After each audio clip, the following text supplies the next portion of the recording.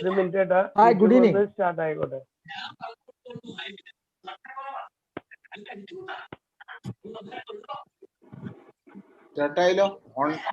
അല്ലല്ല ഇപ്പൊ YouTube on ആയിക്കോട്ടെ. ഒരു മിനിറ്റ് മ്യൂട്ട് ആക്കിയിട്ടുണ്ട്. Okay.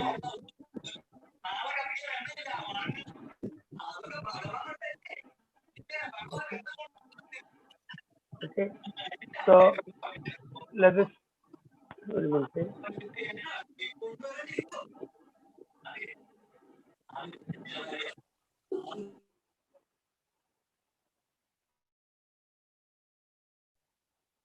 Okay, the meeting is called to order. We will start with a silent prayer.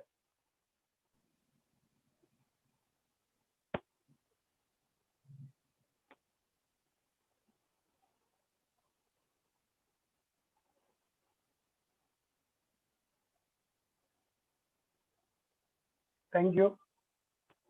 Now, flag salutation by Secretary Dr. Pavan Madhusudan. Pavan. Flag salutation. We, the members of Indian Medical Association, stand before you to salute our national flag. Its honor and glory shall be our light and strength, and its course shall be our course. We pledge our allegiance to it, and realizing our responsibilities as the accredited members of this national organization, we swear we will dedicate everything in our power to see it fly high in the Committee of Nations. Jai Hind, Jai IMA. Thank you. Now, I invite Dr. R. Indudharan, Chairman, IMA AMS THRISSUR, for his welcome address. Over to you, Dr. Indudharan.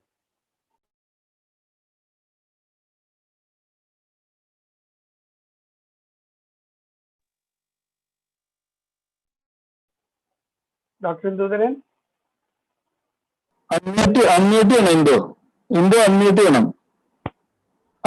Indo. Unmute you. Yeah, now unmuted. Now unmuted. Now can you hear me? Yes. Carry on. Thank you, one and all, my dear friends, colleagues, senior members, President Dr. Joy, Secretary Pavan, and my co-worker Dr. Baby Unni. It has been a great privilege to welcome all of you and the spectators or the delegates for this meeting. I must say that it is the unending enthusiasm of our President and Secretary that is leading to repeated programs like this, and I'm glad to announce that this is the first among the 6 post-COVID problem meetings that is going to be conducted. I welcome the invited guests or our most esteemed people from abroad, Dr. NISHA NIGIL HAROON and Dr. Shamir from Kozhikode. Dr. NISHA is from Northern Ontario School of Medicine. I think it is somewhere in Canada. But I'm glad that these two people are my old alumni. I am also from Calicut Medical College. Glory to Calicut Medical College. So without much ado about anything else, I welcome and expect to listen to a wonderful talk from Nisha and Shamir. Thank you. Thank you, Dr. Indudharan. Now, Presidential Address.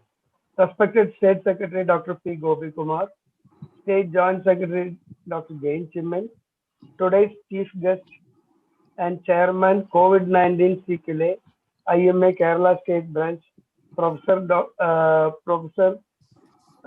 Dr. Roy Abraham Kallivayalil, IMA AMS Thrissur Chairman Dr. R. Indudharan, our Secretary Dr. Pavan Madhusudan, AMS Convener Dr. Unni R. Baby, Senior IMA leaders Dr. Devadasar, our past State President, and Dr. Srivilasan, our State Leader, and other lot of dignitaries from the state. And today's faculty, Dr. Nisha NIGIL HAROON, who was helping me to get faculties from abroad for the last few international webinars. And I thank you for that also, Dr. Nisha. And today's moderator, Dr. Shamir VK, Assistant Professor of Calicut Medical College Medicine. I welcome you all and a very good evening to all and my dear colleagues and senior members. A warm good evening to all. Today we are starting our first of the post-COVID CME Sequelae. As our chairman, Dr. Indudaran said, it's a series of 6 CMEs we are planning to conduct within 2 to 3 months with the different specialties. Hope this CME will give us an insight of what COVID-19 is going to have a long-term effect on the post-COVID scenario. Wishing you a great session. I invite Professor Dr. Roy Abraham Kallivayalil to inaugurate the session. Over to you, sir. We are President of the IMA Thrissur branch, Dr. Joy Manjila, Secretary Dr. Pavan Madhusudan, our State Secretary Dr. Gopikumar, my friend, most of you are close friends, Srivilasan and others. The faculty for today, Dr. NISHA, HAROON, and Dr. Indudaran, and dear friends. It's a great pleasure for me for more than one reason. One is whether many of you may not know that I was the secretary for IMA AMS for 5 consecutive years, from 1993 to 98. That is the time when Kerala got the recognition as an official branch, because we needed 250 members at that time, so it was not there. So of course, when I left, we had more than 1,000 members, and it was one of the best IMA chapters. Later on, I became the chairman of the IMA AMS and also the president of the IMA Kerala State. And then, because it is held by IMA Thrissur, I had a long term here between 2005 to 2008. I was professor and head of the Department of Psychiatry at the Thrissur Government Medical College.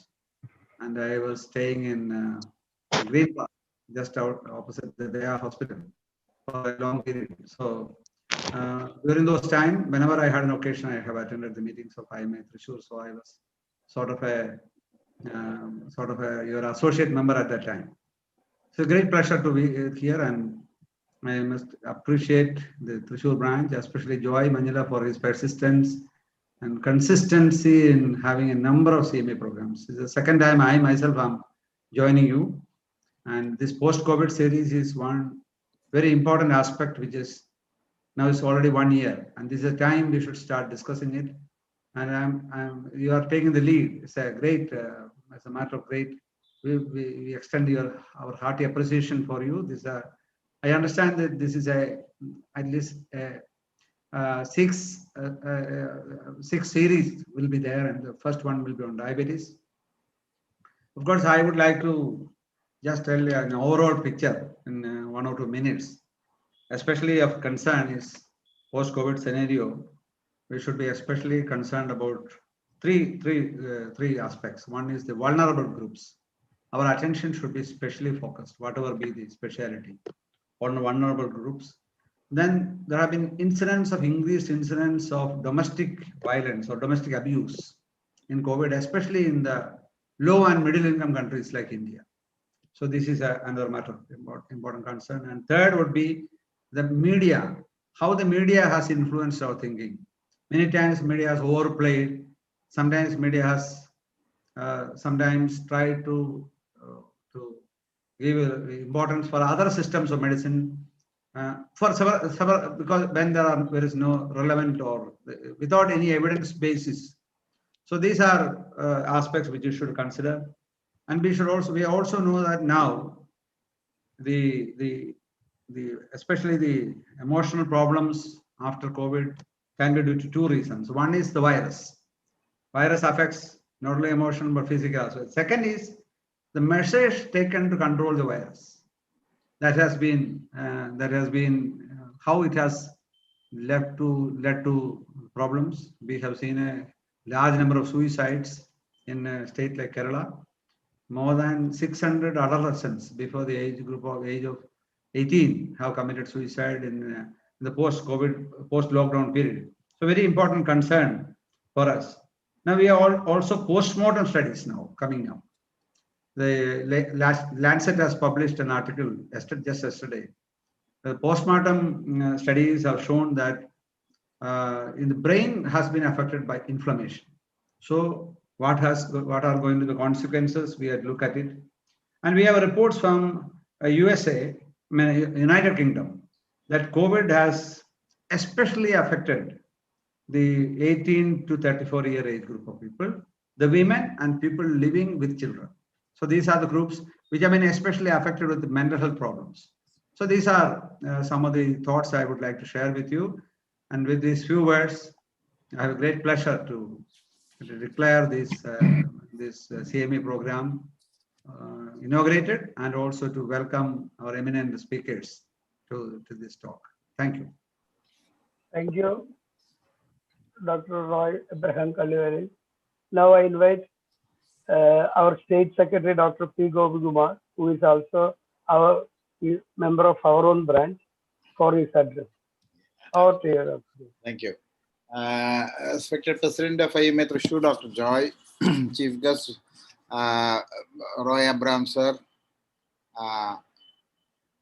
IMA AMS Chairman, Dr. Indudaran, Branch Secretary, Dr. Pavan, AMS Secretary, Dr. Unni, and esteemed faculty, Dr. NISHA, and Moderator, Dr. And my dear colleagues in IMA Thrissur. I'm very happy to be here this evening. I thought I won't be able to, because I was supposed to travel this evening again to Trivandrum, but I postponed it to next day morning. So I could join IMA. This a very important CME program, because now that we are living with COVID, we have a lot of post-COVID sequelae coming up, and we'll have to manage throughout hereafter. So definitely an insight and an updation into post-COVID sequelae treatment is very much needed. And as always, IMA Thrissur and Dr. Joy Manjila jumps into organizing this sort of CME. And that's a congratulations, Dr. Joy and Dr. Pavan, Dr. Indudaran and Dr. Unni for initiating the process, because we have already, as already been mentioned, this year we have got a committee for IMA post-COVID sequelae. Well, I'm not going into the details of post-COVID sequelae. Being the State Secretary, I have something else to tell you, all of you, because we have two things I think I have to remind you. One is regarding the vaccination process strategy. Now that the vaccination process is very slow, today I had a talk with the State Health Secretary. So the number of vaccination centers are being increased. Now it will be around 250 next week, and the state government has asked Indian Medical Association to give a list of hospitals which are willing to be the vaccination centers. So I request all the district committees to form a list, to prepare a list of hospitals who are willing to have, definitely there is a pattern, or spaces are needed for having a vaccination center. A PowerPoint presentation is also being sent to you through the social media, WhatsApp, and I'll be sending a circular tomorrow with all this information. So please enroll your hospital as a vaccination center, so we can give this to the government. That is one. Second, February will be a very, very hectic month as far as Indian Medical Association is concerned. Probably you might be knowing that we are on a war path against mixopathy. And from 1st of February, a fortnight, we are organizing the relay hunger strike all through the nation. All the 1,800 branches of Indian Medical Association will be going on relay fast. And in Kerala also, we are planning relay fast. Probably the 14 days Each day will be allotted to one district. We haven't had the actual plan, but this is what is in our mind. And probably at 2 or 3 major spots, we will have a 14-day relay hunger strike. And the last 2 days, 13th and 14th, a contingent from Kerala will be going to Delhi to have fast at New Delhi. So this is the basic plan, and we'll be coming out with the detailed plan, and all the branches are requested to motivate the members to disseminate the message of the fight against war against mixopathy. So also we are we have already filed a suit in the Supreme Court, and that process is on. The legal fight also is on. So I request all the members to be ready for a very energetic strike. That is,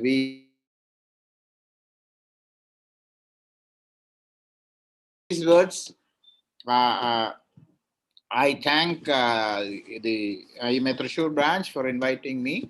Of course, I'm a member of this branch, so there's no need of thanking. But I congratulate the Thrissur branch President, Secretary, AMS Chairman, and AMS Secretary once again for initiating this CME. Thank you. Jai AMA, Jai Hind. Thank you, Dr. P Gopikumar, for your good words.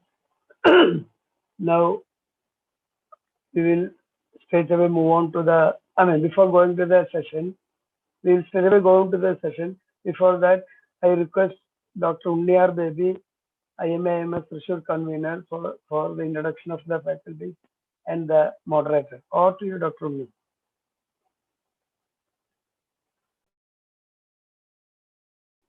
Ketuda, Unni. We can't hear you. Ketuda.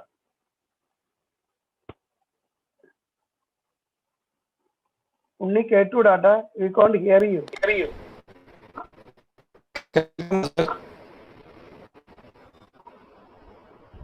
Hello. Hello. Welcome, sir. Headphone. So, sorry for the delay. So, good evening to everyone. A warm welcome to this first of the 6-part series of post-COVID-19 Sequelae CME series. Today we are dealing with recover better, long COVID-19 and diabetes. The speaker for today is Dr. NIGIL HAROON.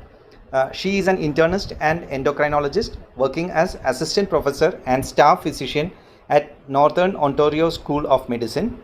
She has keen interest in knowledge translation and has won the prestigious PSI Graham Knowledge Translation Award. Dr. NIGIL has had advanced training in clinical epidemiology and research from the University of Toronto, and her research is focused on metabolic bone diseases and thyroid nodules. She has won several awards, including Young Investigator Award from Endocrine Society of USA. So I extend my warm welcome to our speaker, Dr. NIGIL HAROON. Also, the moderator for today is Dr. Shamir VK. He has done his MBBS from Pariyaram Medical College. He has done his MD Medicine from Thrissur Government Medical College. He has also worked in Thrissur as an assistant professor in infectious diseases for almost 2 years. Currently, he is working as assistant professor in general medicine in Kozhikode Medical College. He was also a nodal officer for COVID cell at Calicut Medical College, and he has been recognized at national level by IMA for his activities in COVID related activities. So I extend my warm welcome to our moderator also, and I welcome you all once again to this wonderful CME. Over to Joy sir.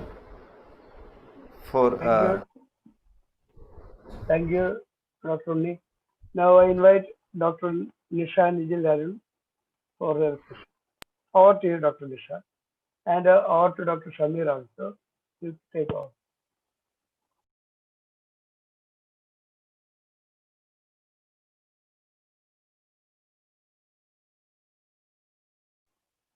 Please unmute, Dr. NISHA. Please unmute. Okay. Okay, so shall I start, Dr. Joy? Okay. Thank you, IMA, and all the respected speakers for the warm welcome. Are you able to see my screen? Yeah. Okay. Okay. Yeah. All right. So we can see the screen. So we're going to directly dwell into the topic. So here are my disclosures. I've been receiving speaker honorarium and been attending advisory board for the following companies, mostly related to diabetes and also diabetes technology products. For our learning objectives today will be to discuss the bidirectional interaction between diabetes and COVID. And, diabetes is one field that has been bombarded with a lot of new medications in the last 5 to 10 years. So we'll look at drug interactions and also emerging data around these medications and the impact on COVID-19 illness. And we'll try to also make some sense about the tsunami of observational data that's coming out through various publications and also print media and news publications, and a little bit about management aspects of COVID-19, especially the long-term sequelae that we will focus today. And I will only be focusing on the practical aspects.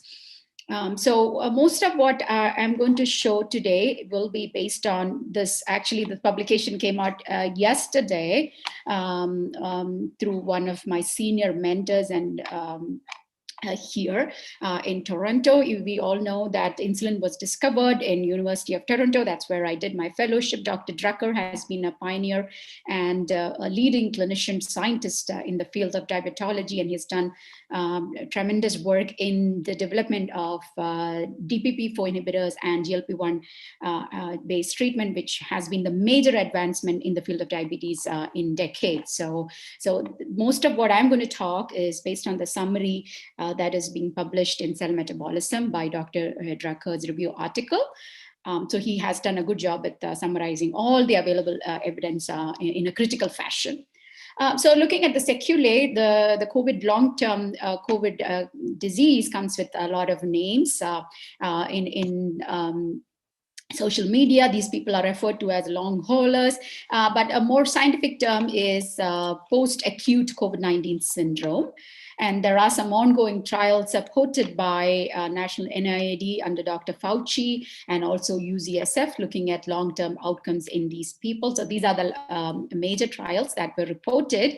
And interestingly, many academic centers in the United States are now starting post-COVID-19 care centers. And these are multidisciplinary teams aimed to provide comprehensive and coordinated treatment approach. So probably this is something we can look at setting up in various centers across India. And I think it'll be very interesting to collect these data, given that the pandemic has behaved so differently in the Indian subcontinent. So just a couple of slides on the summary of long-term sequelae. We all know, very familiar, we know what to expect. We see fatigue, dyspnea, cough, arthralgia, chest pain, as Dr. Roy just mentioned, cognitive impairment, depression, myalgia, headache, fever, and palpitations, cardiovascular, again, myocardial inflammation, respiratory, pulmonary function abnormalities, persistent hypoxia, oxygen dependency, renal, possibly acute kidney injury, and dermatological manifestations. And neurological, again, memory imbalance, cognitive features, autonomic dysregulation too. So this is going to be a problem in ambulatory patients when they're recovering. Look for postural orthostatic tachycardia syndrome, postural hypotension, and of course, many of these patients are on polypharmacy, and then abnormal thermoregulation, intestinal disturbances, and psychiatric problems like depression, anxiety. We just heard about those effects as well. And then this is something to be monitored in COVID survivors as well. So there's this study looking at readmissions, and we see that up to 30% of survivors of hospitalization are getting readmitted, or there's also a risk of mortality within 60 days. This we all know, and we have seen cases in our own practice as well, seeing a heightened mortality within 2-3 months of discharge, especially in severe disease. So duration, usually at 6 months after symptom onset, most patients, so this is data from Wuhan, published recently in Lancet. So at least one symptom: fatigue, muscle weakness, sleep difficulty, anxiety, depression. And looking back at the SARS or MERS data, there was a recently published meta-analysis of 28 studies in 2,000 patients. They found that 6 months following illness, PTSD, 38%, probably 1/3 of these patients are still experiencing mood side effects, pulmonary dysfunction, exercise intolerance is poor, and they have poor quality of life. And coming to diabetes per se, a lot of discussion is happening around COVID-19 and diabetes, whether diabetes is triggering the onset of the disease, especially severe disease, or whether COVID-19 is a potential trigger for diabetes. So as I mentioned, it can go in both directions, so the bidirectional impact. And we are also wondering whether, post sequelae, are we going to see worse clinical outcomes, even people with mild COVID disease, and especially when they have diabetes, are these people going to have worse clinical outcomes? This is something we need to study. And are they going to have a delayed recovery in the post-COVID period? And most importantly, there's a lot of interest around this aspect. Is this viral infection going to trigger new diagnosis? And also, is this viral infection going to accelerate the natural history of type 2 diabetes? We all know that in South Asian population, and especially in our folks in Kerala, many of us have pre-diabetic state, and also this has been growing for many years in our body. So is an asymptomatic or mild COVID infection going to accelerate this pathology? So this is something we need to see, and we might talk more about it in future. And coming back to, again, the other concern is, are these survivors who also have diabetes at risk of long-term sequelae? Is diabetes predisposing them to have more sequelae? And is this going to aggravate pre-existing vascular disease in these people? And is this going to induce new cardiac pathology and worsening pre-existing metabolic issues, including pre-diabetes and other hypertriglyceridemia, things like that? So again, Wuhan data, I think I also mentioned the readmission data, but what they also found that among this cohort of 1,700 people, 53 had a new diagnosis of diabetes within 6 months, but no other disproportionate outcome. So that is kind of reassuring. And these were hospitalized patients. And a new onset diabetes, it can present with or without islet antibody. So it is not always autoimmune. There can be direct damage on the pancreas to causing insulin secretory dysfunction. So there can be insulitis or direct destruction of beta cells. So part of this can be immune mediated, as similar to what we see in type 1 diabetes or autoimmune diabetes, or this could evolve as a newer variant of autoimmune diabetes. And there can be direct viral infection of the endocrine pancreas. So that is being debated. And there have been small case series and reports of diabetic ketoacidosis during the acute phase of the illness and also later on. So we'll come to the practical aspects of this phenomenon. So ketoacidosis and increased ketonemia most commonly, and even in patients without prior insulin therapy, possibly precipitated by severe insulin deficiency. But luckily, based on, as I mentioned, Drucker's recent review on all the available evidence, we can be reassured that there's no compelling epidemiological evidence supporting a population-based increase in the incidence of type 1 diabetes in individuals with COVID-19. This is very encouraging. So this is like the autoimmune diabetes. Of course, we're going to see more of type 2 diabetes evolving because of the effects of lockdown and lack of physical activity and other stuff. So worldwide annual incidence is kind of between 10 to 30 per 100,000. So far, we have not seen an increase in autoimmune diabetes. Now, another interesting aspect, as I mentioned briefly, this is a new phenomenon. We all see and discuss anosmia or ageusia as a post-COVID sequelae. It takes a little while to recover. 30% do recover, but there is a speculation that people who have diabetes or who smoke and people who are older than 50 might have worse clinical outcomes or delayed recovery with anosmia. So that is a potential phenomenon being discussed. Again, other potential factors in these patients after discharge, especially with long-standing diabetes or even in people with new onset diabetes, there is a risk of alcohol consumption. We are all snacking more, but there have been some benefits too due to the heightened alarms around the diabetes as a risk factor of COVID-19 severity. People are testing more. That is very encouraging. But there's also some impact of hypoglycemic events that we need to check because of the lifestyle being erratic, and a lot of our seniors are living alone. So, this hypoglycemia can be a potential threat to various complications. And most likely in the middle class, I think the compliance with medication is better. People are more motivated to have better glycemic control. So that is one of the good points of the pandemic. Now, again, long-term neurological manifestations and cognitive impact. This can also be mediated by severe hypoglycemic episodes, especially in seniors. And as we just heard from Dr. Roy, we are also, as physicians, facing the immense psychological and financial hardships that many of our patients are being enforced upon. And this is shown to amplify the socioeconomic disparities, which I think we also have a part to play in advocating for these patients. So coming back to the hypoglycemia morbidity, it can cause cognitive dysfunction, dementia, long-term psychological effects, anxiety, blackout, seizure, coma, and that this is an important aspect to be addressed in seniors. And of course, falls, accidents while driving, fractures and dislocations. And it can also trigger cardiac arrhythmias and abnormal QTc and sudden death. So I'm bringing this up because we need to be aware that the newer medications that we use in diabetes are associated with lower risk of hypoglycemia. So you may want to consider changing the pharmacotherapy. We do know that insulin use and sulfonylurea are definitely associated with hypoglycemia, and this is a particular concern, especially in our seniors who are living alone. So we may have to consider, so the cost-benefit effects might be favorable in terms of switching to newer agents, which are potentially not likely to cause hypoglycemia. So again, less exercise, decreased intensity of exercise, stockpiling of food, stress eating, and all these are all factors aggravating our diabetes management in these folks. Now, looking at the pathogenetic link, I mean, it's bidirectional, of course. There is chronic low-grade inflammatory response that starts decades ahead of the clinical onset of diabetes. There is insulin resistance, especially in South Asian population, even across lower BMI states.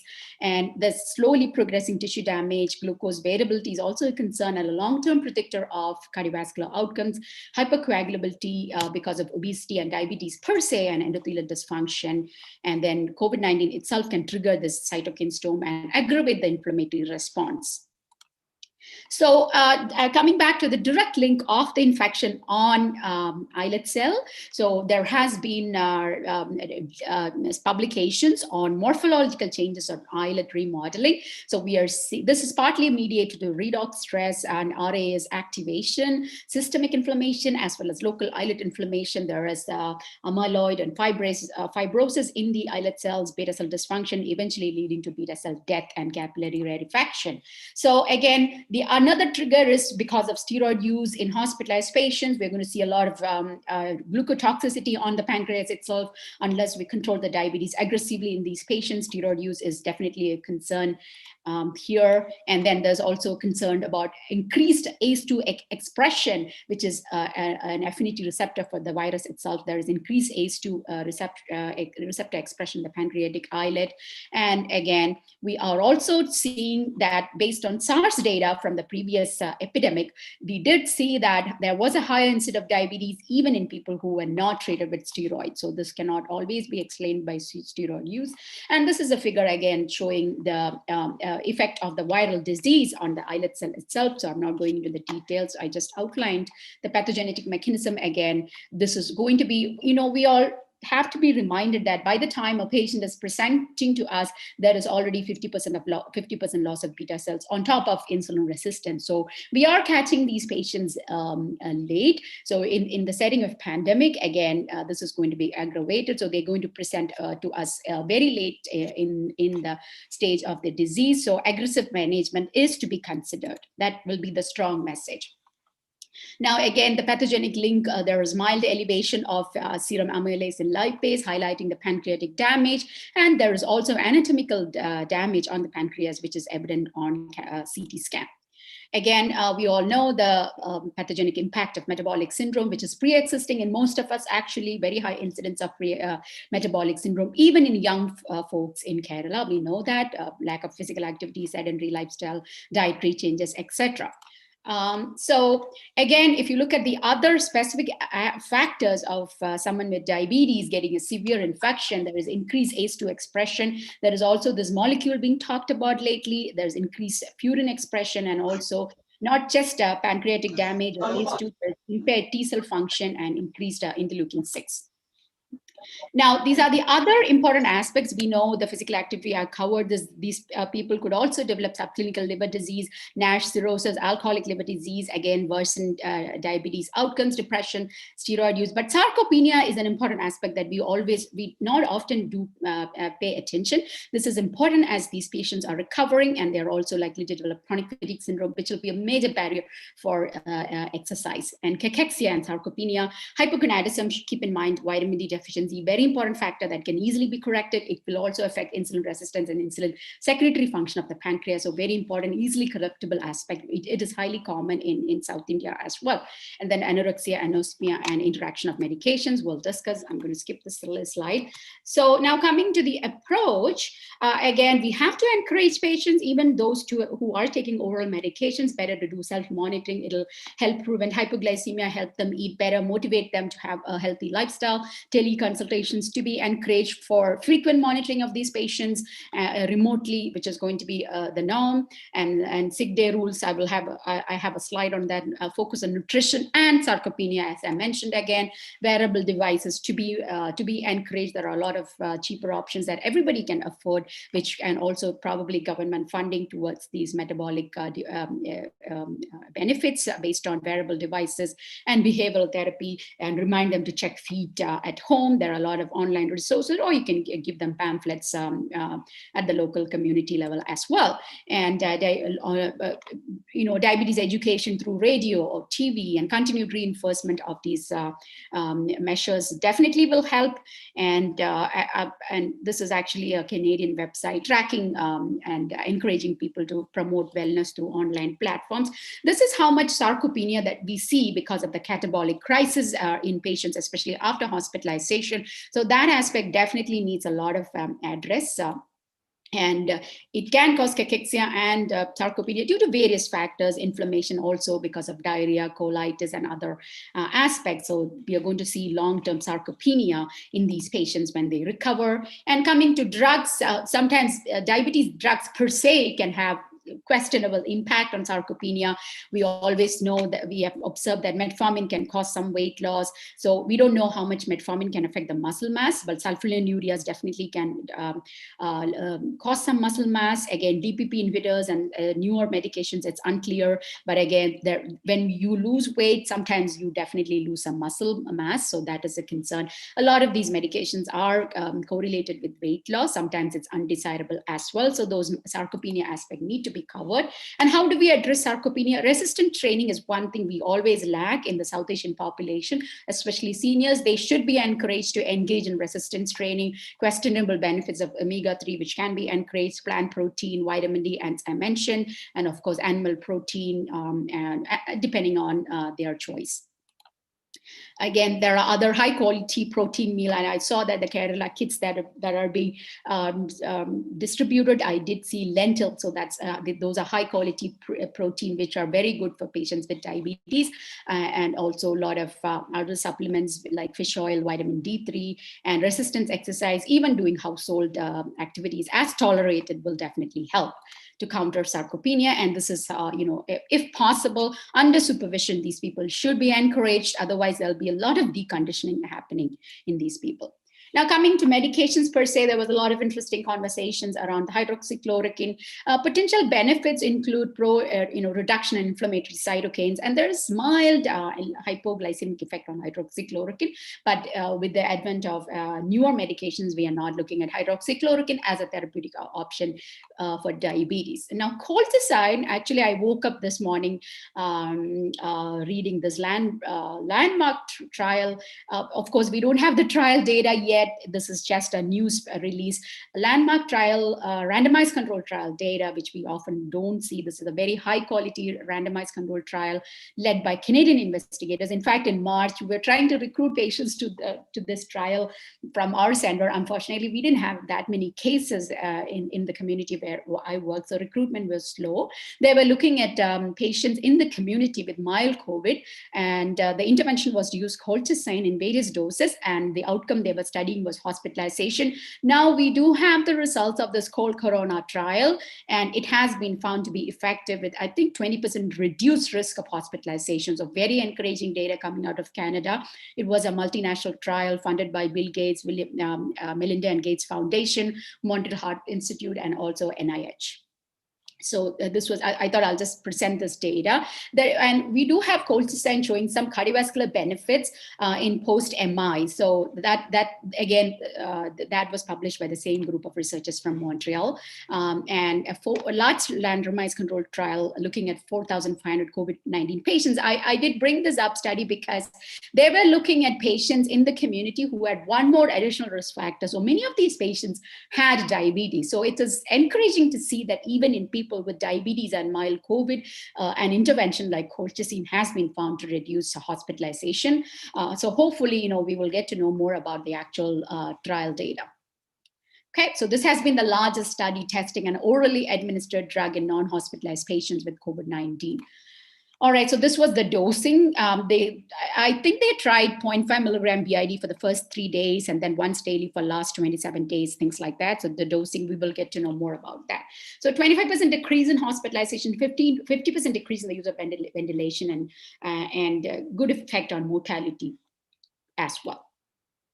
Now, so we all know many of our patients after COVID and before COVID, they've been obese or they've been overweight. In South Asia, the BMI cutoff is around 227 to define obesity. And we also have to monitor their weight circumference. And there have been studies looking at bariatric surgery as a modulator of good outcomes. And there was some encouraging data, but this was retrospective. So possibly medically induced weight loss might reduce the risk of COVID-19 infection, not surprising there.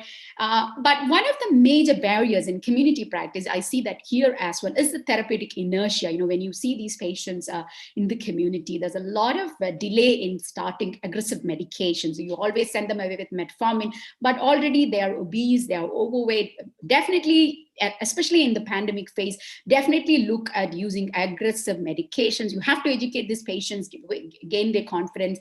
Trust me, the long-term metabolic benefits and metabolic memory from a good glycemic control is going to be huge. So definitely push for aggressive glycemic control, especially with the newer medications. You are seeing less and less hypoglycemia. So gastric side effects are a concern that can also be averted.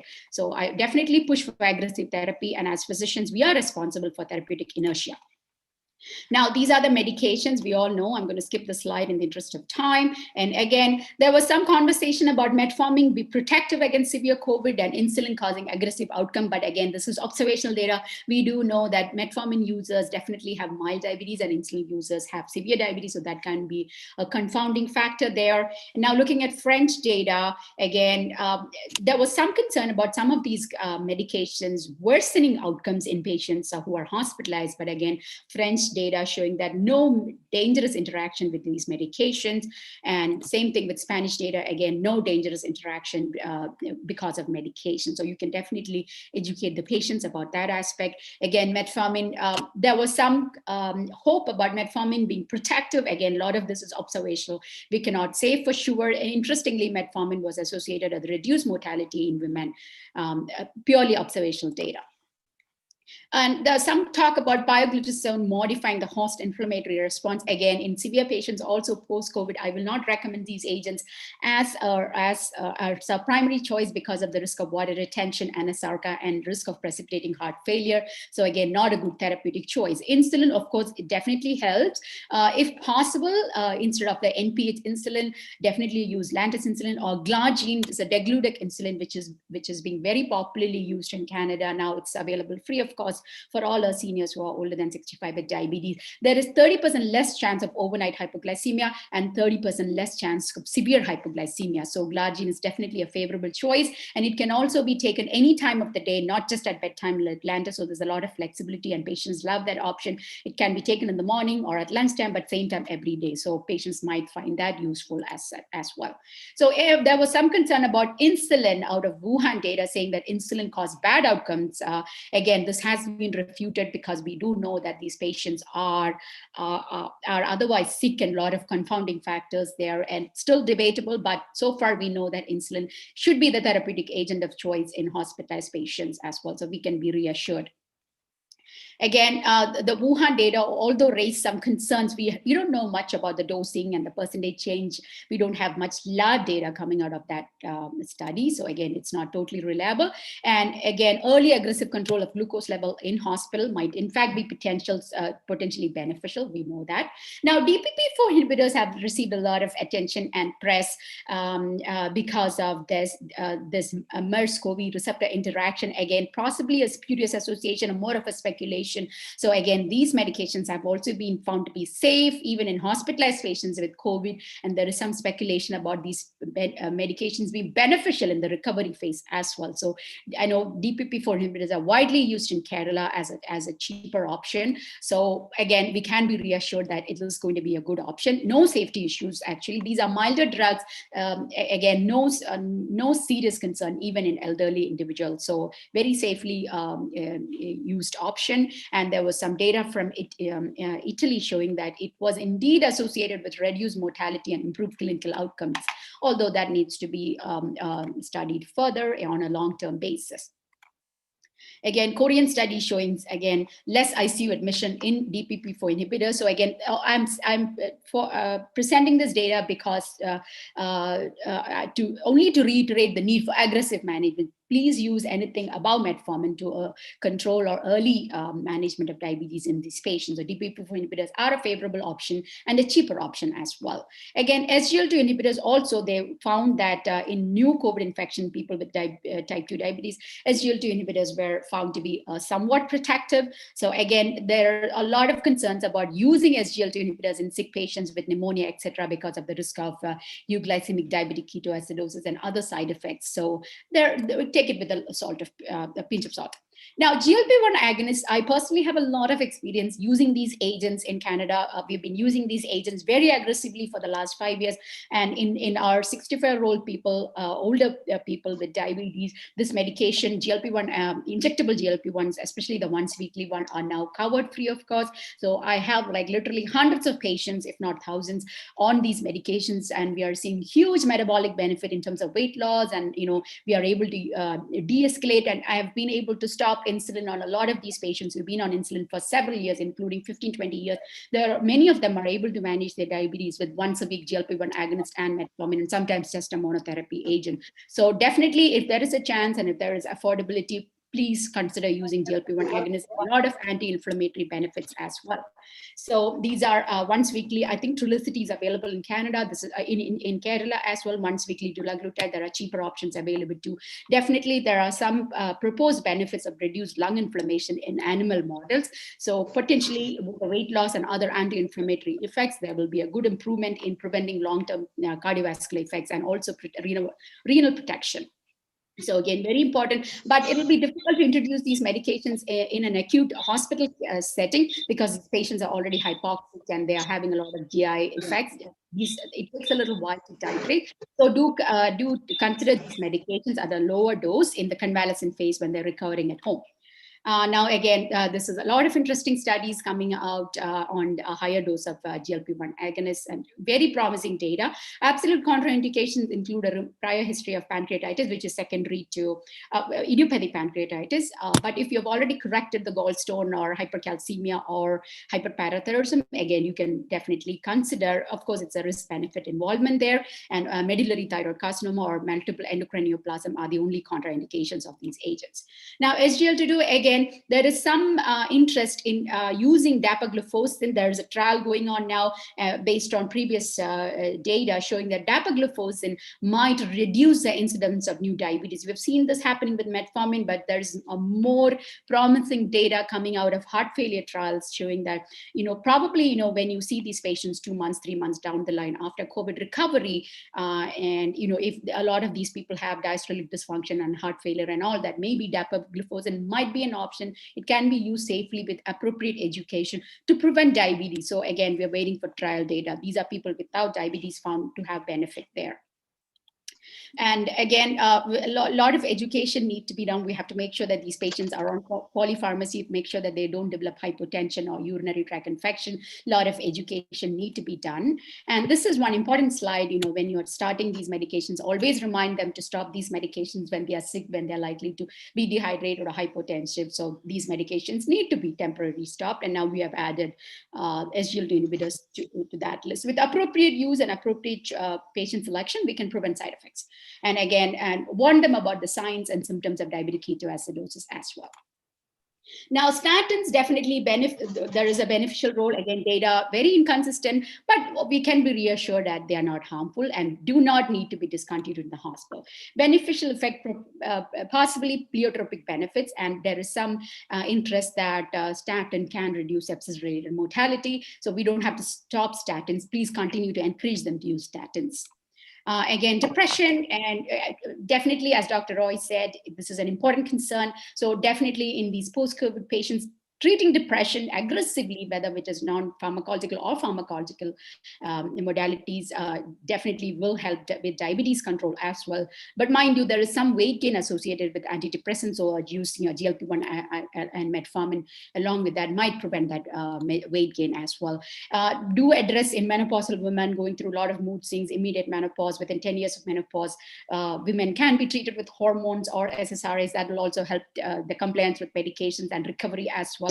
These are often overlooked. Again, testosterone therapy needs to be evaluated, and if appropriate, please do use it. And again, we are also looking at prevention of diabetes. You don't have to necessarily wait until the HbA1c 6.5. Please identify these patients early on in the disease process based on their phenotype and other risk factors such as polycystic ovarian disease, gestational diabetes, as well as family history of diabetes and sedentary lifestyle and stress, etc. You have to counsel these patients towards achieving a preventative outcome. Again, using social media and other campaigns, this is an important aspect. Otherwise, the healthcare system and we as physicians are going to be overwhelmed with this huge pandemic of diabetes and metabolic complications we're going to see soon. And of course, and vaccines, there's also concern about vaccine response being a bit diminished, but so far in the mRNA trials based on Pfizer and Moderna data, around 8 to 9% of patients did have diabetes. But mind you, people with uncontrolled diabetes were excluded from the trial. So we don't know. Again, we have a feeling that the real world efficacy of vaccine might be not as robust as we saw in trials, especially in people with diabetes. So far, there are no concerns at all. I did try to look at Oxford data. Again, there is not a lot of data available, but then, I'm told that, I think I understand that only 3% of trial patients had type 2 diabetes.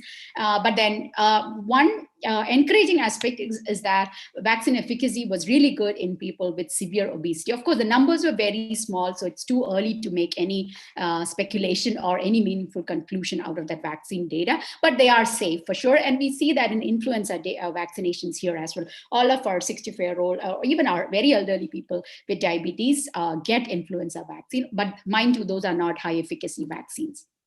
Now, there's ongoing research in the UK. Probably I will strongly encourage Kerala government or IMA to take up these interventions as to track metabolic outcomes, because as I mentioned, I have to repeatedly say that this pandemic has behaved differently in Kerala and India. So we definitely need data. Definitely we need some trials or observational registry to look at these outcomes.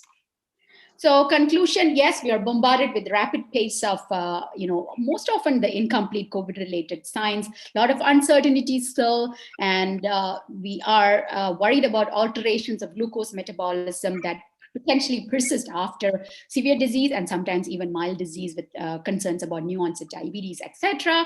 And also, metabolic triggers, with people with subclinical metabolic disease presenting with diabetes because of a prior, even a mild COVID infection. And what needs to be seen is, do these patients remain at higher risk of future diabetes or DKA? We need to follow these patients and, type 1 diabetes, and definitely focus on aggressive diabetes control, aggressive management of pre-diabetes.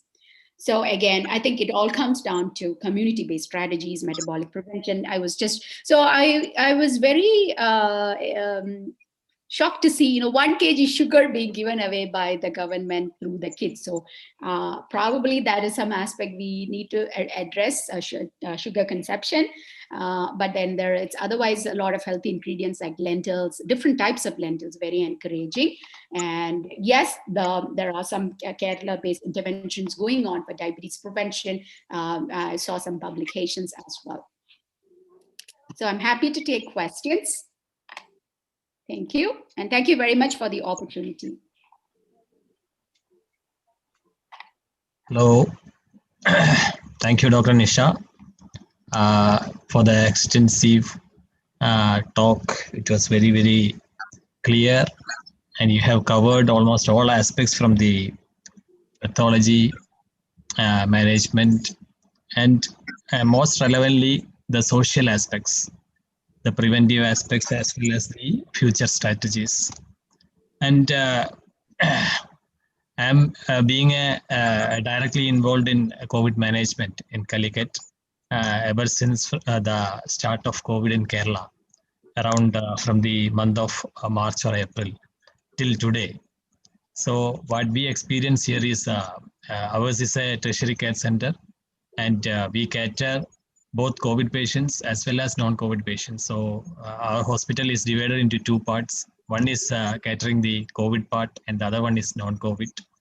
And as you all may be aware, people were literally frightened by the news from your part and from China, and we were so anxious, and we had a lot of precautions and preventive measures in the initial part of our COVID control, and we had a reasonably very well controlled COVID numbers, and we could manage very well also. In those months, we had only very few patients, around 3 or 4 patients in our ICU, and rather 50-60 patients in our IP.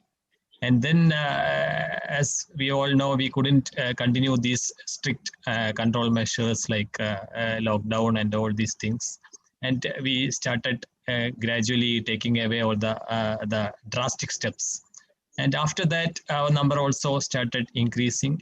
And we witnessed the peak of COVID events towards the September, October months of 2020. And those times we had a lot of patients in ICU. We had many deaths also, even though it's far less than the Western world and the United States. But when we analyze the patients, as you were rightly mentioning, majority were having comorbidities, and majority of the patients were elderly. So if we analyze the total number of deaths in Kerala, even though it's not totally a correct estimation, they have underestimated the number, of course. But if we are believing that number, we can see that the 95% of the death, the number were having some sort of comorbidity. Only 5% of patients who expired had no comorbidity at all. And the percentage mortality, if we consider, if it is less than 40 years, it's less than 1%. It comes only around 0.5 or even less than that. But the population, the age between 60 or 70, the number of death comes to around 2% or even up to 3%. So that means it's reasonable. It's comparable to the mortality reported initially from China or any other European country. So in those population, we also had a reasonable death, and and then we had a rapid downfall in the number of patients and number of death, and we were happy, and we started enjoying, and we again restarted all our extra curricular, what's all the enjoyments. And now we are again coming back to something called again, our number is gradually increasing. So what the crisis which we face now is our hospital, the number of COVID patients again increased on one side. At the same time, the non-COVID area, that said also we had a very drastic decrease in number during these months. But those part also the patients number has significantly increased. The COVID patients are now struggling for a bed on one side. At the same time, the non-COVID patients also, we have gone back to the pre-COVID era. So in those groups, we are getting a lot of patients who have been already discharged from the COVID side. So they are coming back with all these so-called long COVID or post-COVID sequelae. They have different types of respiratory involvement. They have a lot of cardiac failures. And the other things like brain fog or depression or all these remitting and relapsing pains and aches, those things usually come only to the OPD. But in the non-COVID wards and non-COVID emergency department, we are regularly getting patients now. So that's a big crisis now we are suffering. So even though we called them as the recoverers, we were very happy in declaring them as COVID recovery. They are supposed to be the recovered people. But now they are also occupying a significant percentage of our non-COVID area, even though they are admitted in non-COVID, but they have some sequelae of COVID. That is the fact now we are facing. And among this, as you were correctly mentioning, the endocrine issues, the diabetic control, when I myself analyzed 1 month data of our own ICU, just before coming to this your talk, I was just analyzing. So I could see that when I analyzed 1 month's data of our own ICU, around more than 80% of the people who got admitted into the ICU were diabetic. And 90% of the people who died in 1 month were diabetic. And many patients who were young, but they got admitted into ICU, were either diabetic or were obese. So young people, non-obese, non-diabetic, were almost nil in our ICU admission. And the people who expired were diabetic, and above that, the most common comorbidity they all had was kidney disease. That is also diabetic-related kidney disease. So diabetic kidney disease was the most common issue. And then it was the cardiac failure. And majority of these people, the diabetes was a common factor. So we also had an experience of what you call this new onset diabetes. We had so many patients who had no history of diabetes at all, but they came in a very bad situation with a very bad lung. But on evaluating from our hospital, they had a very high blood sugar value also. So many of these people, when we did an HbA1c, we got a very high value in HbA1c also, implying that most probably they had a uncontrolled blood sugar which they didn't know or they didn't realize.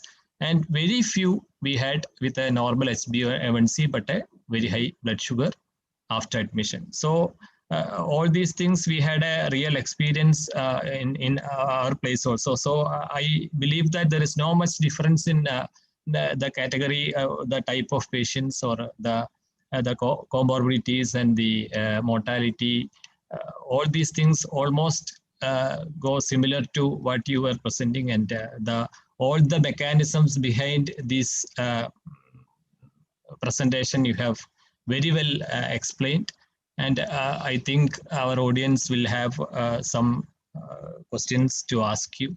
So I would welcome our delegates to share their experience or any questions they have.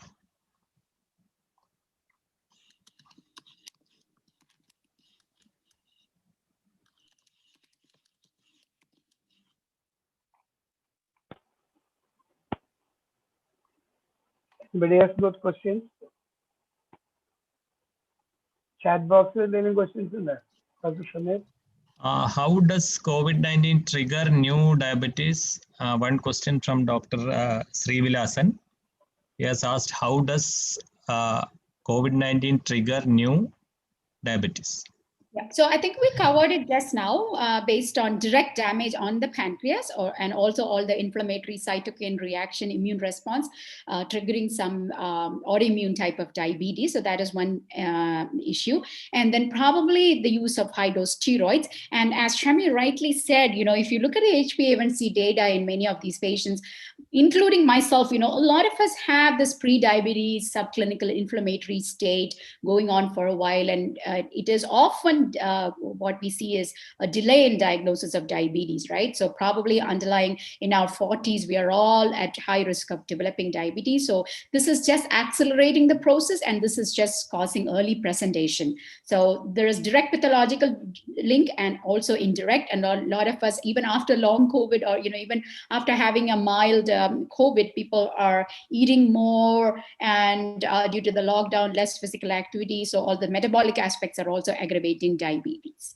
And coming back to the point that Shami rightly highlighted, this long COVID we all expected was going to make a tsunami of problems.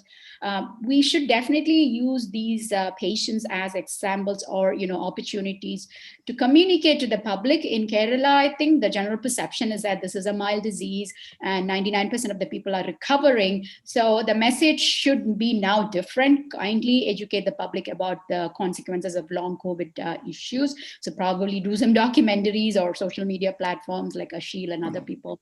Definitely highlight, have patient interviews or focus patient stories. This is going to have a tremendous impact even on younger folks in terms of their productivity and a lot of other issues. And in terms of Canadian mortality, 80%, so we had 17,000 deaths in the country out of a population of 30 million. That's after extensive lockdown. We are still in complete lockdown. As we speak, we are in stay-at-home orders. Nobody's allowed to get home, get out of home for non-essential purposes. So we are in full lockdown. We have had perpetual lockdown since March. In summer, rules were a bit relaxed, but 80% of deaths were in long-term care homes where these people are 85-year-old, 90-year-old, very frail. Even in my community where we hardly had any severe COVID cases, 2 weeks ago, there was an outbreak in a retirement home. These are kind of relatively healthy seniors living, when they get older, they sell their homes and move to apartments or flats. It's like a retirement home facility. These people are not very, very sick. I do have some of my patients living there. They had a visitor from UK who didn't disclose the visitor history, travel history, and they had an outbreak of 33 people in that retirement building. 5 people have already died, and we have 15 admissions in the hospital. So all it takes is 1% to trigger an outbreak. And this UK variant, as of yesterday, there is new data coming out that we only thought that it was more transmissible, but there is now increased hospitalization and more hard outcomes are being seen with the new variant. So you have to again start educating the public. I see, even in my own family, I see weddings happening in Kerala with hundreds of people, and this is getting out of control. So I think we should educate. And as Shamir was also highlighting the pulmonary manifestations in late COVID. So there is some data now that we have colchicine in non-hospital patients. Even in post-recovery, colchicine might have a role for the lung fibrosis. So that is something you may want to explore. I don't know if you're probably using it, and even the DPP4 inhibitors might have some effect there. Shamir, can I? Yes. Yes, sir. It was a very exhaustive, excellent, fast and crisp presentation by Dr. Nisha.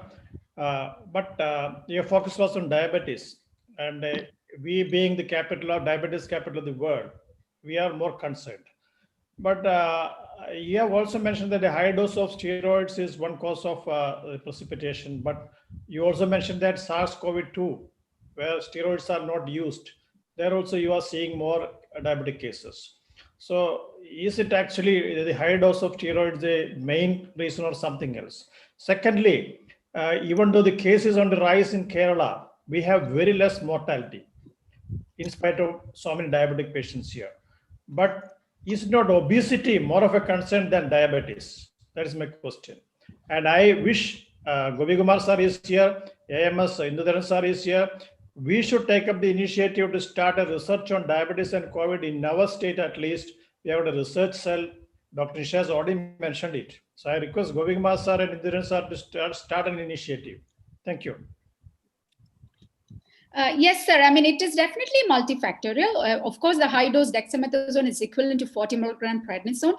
Definitely, that's a trigger. And that is where the HbA1c data comes in handy, right? So if you look at the HbA1c data and we can see the predated 3-month average, so that might be a good way to analyze these people, which is very handy. And again, probably less mortality. Again, even in Canada also, I can say the lockdowns are working. We are seeing less mortality, definitely less mortality in young patients. So there is a demographic advantage now for sure. And my focus was not on mortality outcomes. So that's why I didn't look at the obesity. And the US, even we do see that obesity, BMI greater than 40, 30 and all, definitely is a very big predictor of mortality for sure. That is well known. And I'm also hearing a lot of anecdotal data on obesity pandemic in the US. It's particularly high from our AKMG colleagues. So we have like literally thousands of our friends in the US. So it is a common theme that comes up in all our discussions, obesity, especially morbid obesity in Hispanic populations and others. Thank you. Yeah, definitely. Just like the diabetes and COVID, the mortality also, it's dependent on so many factors. It's not the diabetes alone, the proportion of elderly people, the old age homes and other comorbidities and people living with multiple comorbidities, and all these things do matter when we consider the percentage of mortality. So definitely India has an advantage in one aspect. At the same time, we are suffering in some other aspects also. So it's not a common thing. It's not a single factor that can be compared between a European country or a American nation and our state. And I don't see any more questions. And I would ask one question to Dr. Nisha. What we do usually here is we ask the people to continue whichever treatment they are on in anti-diabetic medications when they are not hospitalized. So majority of the people are now on home treatment. So we just ask them to continue the anti-diabetic drugs there. If they are on insulin, let them continue on insulin, or if they are on any other oral medications, we allow them to continue that. And we ask them to have a frequent check of blood sugar from their home itself. And whenever we admit the patients, we start them on insulin and we stop all the anti-diabetic, because we admit only serious patients now. We don't admit other mild symptoms. So we use only regular insulin. And we have not yet started using glargine or any other long-acting insulin in our hospitalized patients. So is it straight away where you start on this long-acting insulin, or what is your strategy in managing IP patients with severe COVID? How do you manage these diabetic patients in hospital when they get admitted with severe COVID manifestations? So usually the general practice is to use both basal insulin as well as mealtime insulin. Or, you know, if they are not eating, sometimes if the sugars are really, really high in a hyperosmolar state or something, we use insulin infusion. But otherwise, basal insulin definitely should be there. That will help to prevent ketosis and all that. The other short-acting insulins are based on a sliding scale for sure. But again, I think, yeah, it's like a basal bolus regimen for sure, every 6 hours, or depending on the Ryle's tube feeding or things like that. So also with basal insulin, we do see that there's less glycemic variability and also less requirement of the bolus insulin as well. And when we're discharging this patient, the insulin requirement or insulin decision is based on their prior HbA1c and if they're on steroids. And there are some algorithms on steroid patients, you know, to also use NPH insulin as a basal insulin, not Lantus or Glargine. That's also recommended. You know, if this is new onset hyperglycemia, not diabetes, just hyperglycemia because of steroid, we can use the NPH. And there's also this dose titration, like 0.3 unit per kilogram, 2/3 of the dose in the morning, 1/3 in the evening, things like that. There are a lot of formulas and calculations. So. But I think sitagliptin and metformin-based combination is very good for steroid-induced diabetes as well. When you are discharging these patients, that might be a cheaper option. The DPP-4 metformin combinations, I think, are very popular in Kerala. Yeah. So, but it will also depend on whether they had ketosis, and if the HbA1c was definitely like 12 or 11. I don't encourage sending them off on tablets, because they might come back with diabetic ketoacidosis or readmission because of insulin deficiency. So at least a basal insulin should be there on board. Yeah, we find it so difficult to control their blood sugar after discharge. So we send them with insulin. And before the COVID disease, they had a reasonably controlled blood sugar, and they were on anti-diabetic drugs only without insulin. And once they get hospitalized, we start on insulin, and even after discharge, when we see their blood sugar charts, they have a very uncontrolled blood sugar, and we find it's extremely difficult to control blood sugar after this COVID discharge. That's a very common observation here. Possibly here, a lot of that is that work is offloaded by diabetes educators, and in the community that definitely helps. Or they make frequent phone calls. And one more question has come: why depend on HbA1c? So that's based on, let's say if the HbA1c was previously very, very high, that means they've been insulin deficient, or if they also were having osmotic symptoms like polyuria, polydipsia, they've been insulin deficient for a long time. So when you add tablet alone, it might not work. And also if the HbA1c previously was very, very high, we are also dealing with glucotoxicity on the pancreas. So there is a delay in recovery, and they are missing insulin. So that will definitely help. And also early use of insulin in such patients will also enhance metabolic memory. So if you aggressively treat the diabetes right after onset with insulin, and probably 6 months down the line when they've recovered from glucotoxicity, you can switch them to tablet, and then that metabolic memory will stay longer. So aggressive treatment with insulin is definitely recommended in early stages as well. Short term for sure.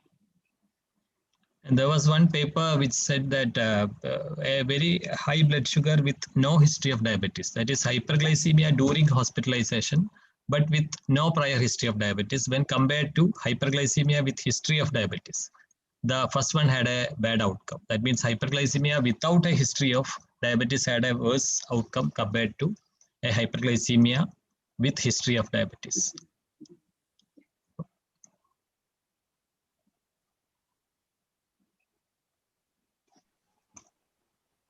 No, any more questions?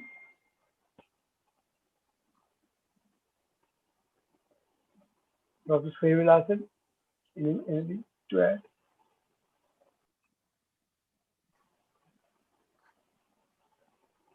Unmute. Yes. Actually, I congratulate IMA AMS team Thrissur for this good talk. I think this is one of the first talk of sixth series. And Dr. Nigila, she has very excellently presented the topic. Very excellently. That was why there were some questions from Dr. Menon and even Dr. Shamir. And Shamir also contributed very well. This type of interactions should be there in all the IMA meetings. I request Dr. Gopikumar and other leaders for that. The crowning glory is that Dr. Roy has come out here to inaugurate this session, because Roy has been the chairman of secretary and chairman of AMS for a long time. I still remember he is bagging so many awards from the National AMS conferences 15 or 20 years back. I congratulate you, especially Dr. Indudan sir and Dr. Manjila and Pavan. Now Dr. Abraham Kallivayalil is the chairman for COVID19 Sequelae of IMA KSB. Oh, I see that. I have a committee for that. Now he has been appointed as the chairman. That is how I caught him. I see. There is a appropriate action from you. I did not get the green book, so I could not know whether he's the chairman or not. No, I didn't get the green book. Dr. Gopikumar only told me. Ah, I see. Good. He only Oh, he's the secretary is from your side, your friend. That's a good news. So, anything more to add? Anybody? I think all are happy, very happy with the talk, and everything is very clear also. I've got one more question. Okay. If a diabetic patient if he contact COVID, which system is going to fail? Is it a multi-system failure or a particular system is affected?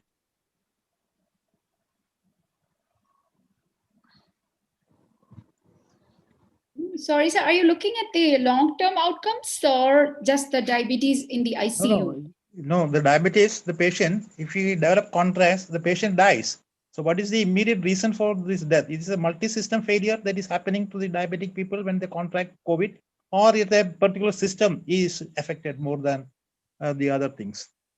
Yeah, is it the renal system, is the cardiovascular system, is the respiratory system is more affected when the patient is the diabetic patient when he contracts COVID? Because you said that mortality is high in diabetic. So which system is more involved in diabetes? I think we don't have specific data on that aspect. Even if you look at large scale hospitalization data, we are still waiting for subgroup analysis in these people, whether how many of them had underlying chronic disease, chronic kidney disease, and underlying or past history of cardiovascular disease, and prior HbA1c, prior use of insulin, confounding factors like medication use, and of course the respiratory, and we still don't have data that are specific on that regard. Everybody says it's multifactorial, but thank you. And from our experience, it's definitely multifactorial because we get these patients with multiple issues, definitely, because almost all have lung manifestations because they start with lung manifestations. At the same time, when we do an echocardiogram, majority of them have some kind of hypokinesia. Majority is having a global hypokinesia. And when we look at the inflammatory parameters, almost all have a high troponin, a high D-dimer. And definitely a majority are having a high BNP also. So indicating that they have a high inflammatory markers. And also some sort of cardiac injury is happening along with the respiratory. So chest X-ray is having some sort of findings, bilateral bronchopneumonia or to the level of ARDS. At the same time, they are having ECG changes or tropi or an echo change, indicating a cardiac involvement. And an observation we have here is majority of these people have an increase in creatinine also. A person who had a diabetic kidney disease with a borderline RFT, like a creatinine of 1.6 or 1.8, when they get admitted with these sort of issues, a hypoxia, tachypnea and all, and within 2 or 3 days, we see a hike in creatinine from this baseline value of 1.8 to 6 or 7, and many of them become dialysis dependent immediately. So there is a very important renal involvement, which is very common, even up to an equal involvement of lungs. That is what we see in many of the people. Even though we always talk about lungs, the renal involvement in COVID is very well observed here. So definitely they have a multi-system involvement, and the basis of all these things may be the so-called the hyperinflammatory reaction or so-called the cytokine storm, which is indicated by the multiple inflammatory parameters. Thank you.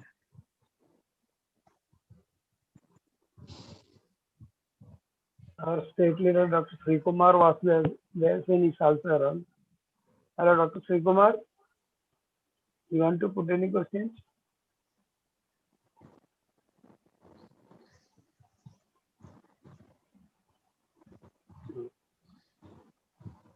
Anybody else? Dr. NISHA, do you have this post-COVID clinics, and is there a system like that there? Yes, yeah, they are starting to do, and most of it is like remote monitoring. Still the number is less there, isn't it? So it's Oh yeah, not yes. that. I mean, again, thanks to lockdown, it's working now. Numbers are starting to decline again. So we were having up to, in our state itself, we were having up to 3,000 cases per day, but because of the Christmas shopping and all the Christmas parties and family gatherings. So now it has again. So the maximum number went up to 3,000. Those last 2-3 months. Can I ask a But question, again, please? we are not testing we are not, it is not like US. In Canada, test numbers are still low. Okay. So, you probably, the actual number might be like 7 to 8 times, but that's the case everywhere, right? Oh, yeah. Other than US, they do aggressive testing. So we are very, very behind. Can I please ask a question? Yes, I'm Dr. Indu. Yes, Dr. Indudharan, sir. Everybody is talking so much of academics. Can you please tell us something about your life in Ontario? Very nice question. Yeah, so my husband is he's Dr. NIGIL. He works at University of Toronto. A rheumatologist. He's also a clinician scientist. Ankylosing spondylitis in there. The research program in the lead.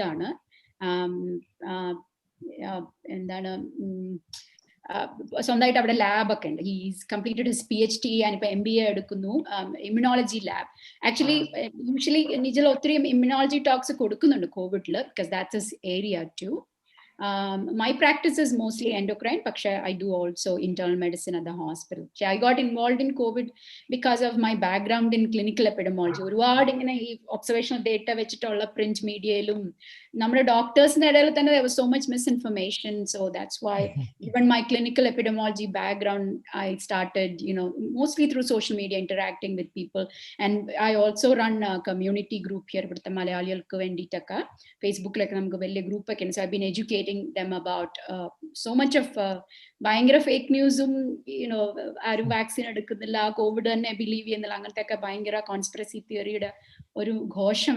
So that's how we all got involved, and it works. Debunking works now, and so far experience. Fake news ഒക്കെ അവിടെ ഉണ്ടെന്ന് അറിയുന്നതിൽ ഒരു സന്തോഷം. എന്തോ? Fake newsകളൊക്കെ അവിടെ ഉണ്ടെന്ന് അറിയുന്നതിൽ ഒരു സന്തോഷം എന്ന് പറയാം. അയ്യോ, അത് കുറെ US വരുന്നുണ്ട്. പിന്നെ നാട്ടിൽ ഈ വാക്സിൻ ഡേറ്റ ഇന്ത്യൻ മീഡിയ ഒരു രക്ഷയില്ല കേട്ടോ. എല്ലാ എന്തെങ്കിലും അനക്ഡോട്ട്സ് എടുത്തിട്ട് നോർവേയിൽ 20 പേര് മരിച്ചു, അവിടെ 50 പേര് മരിച്ചു. എനിക്ക് ഡെയിലി ഇതാണ് പണി, വാട്സ്ആപ്പ് ഗ്രൂപ്പിൽ ഡീബങ്കിങ്.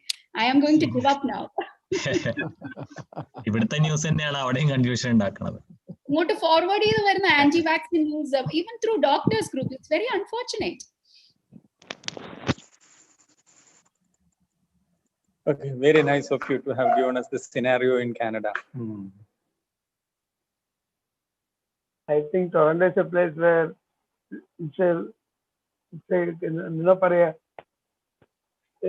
thousands of Malayalis are there around.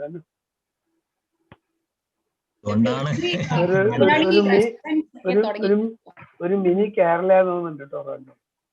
Yeah, last 5 years ഭയങ്കര എക്സോഡസ് ആണ്. ഗൾഫിൽ നിന്നൊക്കെ ഒത്തിരി ആൾക്കാർ വരുന്നുണ്ട്. ഒരുപാട് മലയാളി ഫുഡും മലയാളി റെസ്റ്റോറന്റും, possibly more diabetes in our community now. Malayali association 4-5 ഉണ്ടെന്ന് തോന്നുന്നു. 4-5 മലയാളി അസോസിയേഷൻസ് ആർ ദേർ. 4-5 ഇഷ്ടമാതിരി ഉണ്ട്. ഭയങ്കര നല്ല ആക്റ്റീവായി വരുന്നുണ്ട്. My nephew told me Hindi there. Arrange a program, all of us will come. ഞങ്ങളുടെ അത് ഞാനും എന്റെ ഹസ്ബൻഡ് നിജിൽ, ഞങ്ങള് AKMG പറയും, association of Kerala medical graduates, US Canada. ഞങ്ങളുടെ വലിയ മീറ്റിംഗ്സ് ആനുവലി നടത്താറുണ്ട്. ടൊറന്റോയിലാണ് 2022. I welcome everybody, all of you. പ്രത്യേക എന്തെങ്കിലും we might do some package and all that through tour guides. Canada is a good place to visit. August 2022 I'm glad you brought it up. You're all welcome. Please do visit us. Thank you, thank you. IMA President Secretary, yes sir. Special consideration. My nephew is there. Yeah, also Dr. Sunil, right? Yeah. So okay, ഇപ്പം Okay. Academics കഴിഞ്ഞു, നാട്ടുവർത്തമാനം കഴിഞ്ഞു. പിന്നെ So, wind up നമുക്ക് ചെയ്യാം. Vote of താങ്ക്സിലേക്ക് പോകാം അല്ലേ? അതിലേക്ക് പോവാം. Okay, thank you. Doctor Pavan, are you around? Yeah, yes, sir. On the vote of tell please. Yeah. Say vote of thanks. Yeah, so let's wind up this session. I hope we had a very wonderful session today. Everyone enjoyed the session. Thank you so much. Special thanks to our main speaker, Dr. NISHA HAROON. Thank you so much for joining us today. And extending my thanks to the moderator of today's session, Dr. Shamir from Calicut Medical College. Thanks to both of you. And we wish you to come back with more such informative talks in future. Thank you so much. Thank you for associating with IMA Thrissur. Thank you, Roy Kallivayalil sir, for inaugurating today's session. Thank you, State Secretary Dr. Gopikumar sir, and all other senior members and members from other branches as well. Thank you, President Dr. Joy Manjila. So let me conclude my words. Thank you. Thank you, Dr. Pavan. Now the meeting is closed. Okay, thank you. So thank you all Good very night. much. Thank you, Thank you, Nisha, Shamir. for helping me a lot. Yes. Thank you very much.